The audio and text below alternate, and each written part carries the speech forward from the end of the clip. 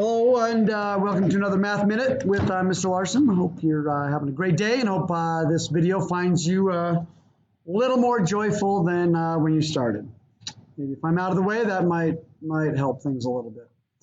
Today, I'm going to discuss a little bit about this math puzzle, this math geometric puzzle called a tangram. Maybe I can actually tell you what tangram. So you can look this up. Tangram, you can push pause if you need and look it up for more information on this tangram. It's a math puzzle, math geometric puzzle, made of 7 pieces, and they can combine to form a square. And if it's all messed up and it's not working, or you get all the pieces and okay, how do I put this together? Well, then you try to see if you can get the square back when that's not a square. And maybe if I put it together like this, and maybe if I set that there, is this getting me anywhere? If I put a triangle there, in time with a little bit of experience with the tangram, you can kind of put it together anyway. But it's a geometry puzzle, but also has some spatial reasoning and other benefits to it. So if we're playing a little bit today, that's totally fine. Because with this tangram puzzle, once you play around with it a little bit, we made our own puzzle in class today. There's all these different things that can occur with the tangram. Maybe if I zoom out a little bit, these are some of the more famous tangrams. We got a rabbit, a person. We got ourselves a candle and a swan, and we got a design here, a boat. We got a person here, we got a cat. We then you say, hey, can you take these pieces and create these figures? The bunny rabbit's a pretty famous one, so maybe we'll start with that one. Can you put these together in a way to make the bunny rabbit? The way to work this tangram, the way to work it is take the pieces that look like you know what they are. This one right here, we're pretty sure that one is that looks pretty, that's a pretty good guess that that's that piece. And then this ear right here, we got a pretty good guess that's that piece right there. That looks like it might be that item. And we take what we know and then we build off what we know to build the rest of it. So this one right here looks like is it a little bigger than that maybe? So these are smaller, so it's probably not one of those, but maybe is it one of these? Maybe? Or is that too big, do you think, maybe? What do you think? Is it, have I gotten too big on that? Is it maybe this one? That's maybe the same size. Well, if that's a bunny rabbit, if I zoom out a little bit, there's where does it go from here? What are these pieces telling us after those? And if I've maybe have it standing right there, and maybe if I give it a back right there,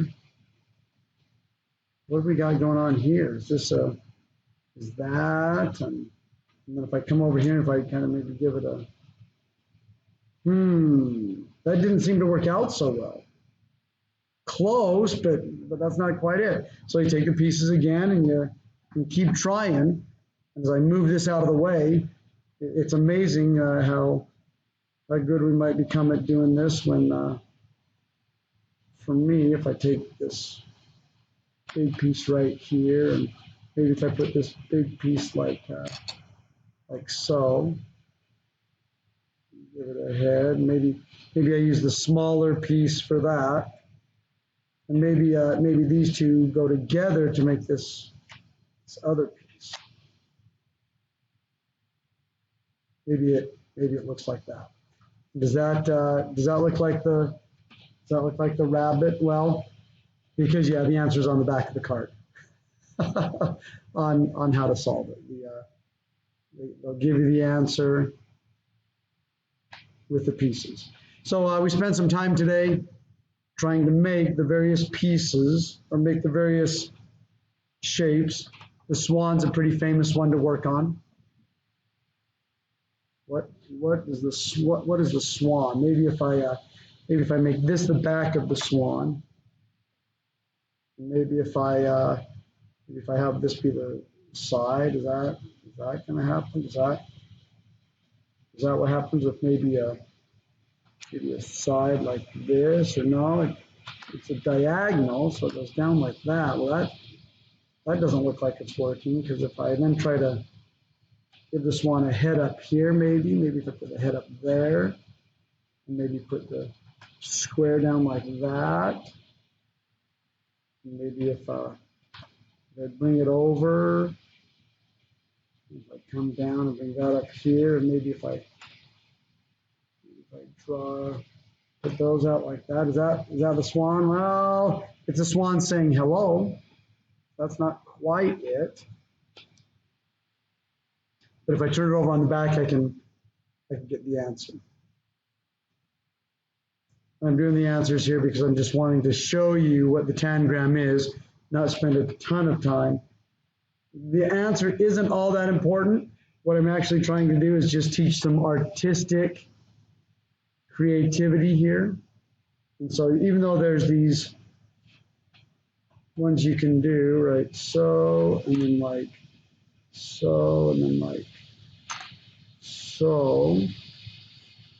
So even though you can build this one like that, really the joy of this tangram is being able to create art that you create. So yes, we could work on doing a man or doing a candle, and we actually do some of these activities in class. We did the rabbit already. But the fun of tangrams is really creating your own shapes.